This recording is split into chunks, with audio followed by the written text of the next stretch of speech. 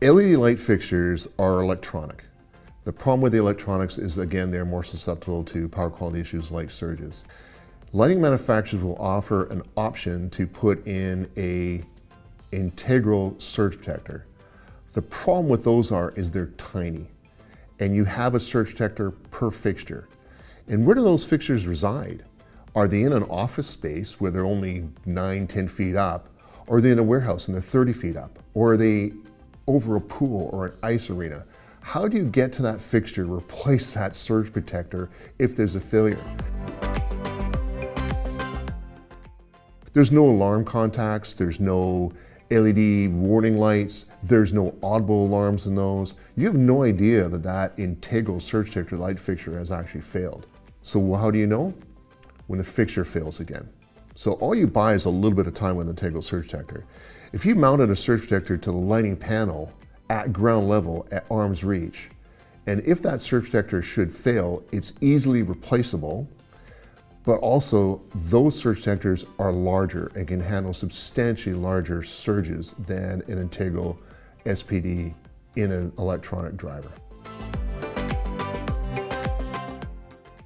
Devices could fail, but we don't know why, because there's no immediate connection to the source of the surge to the failure of the equipment.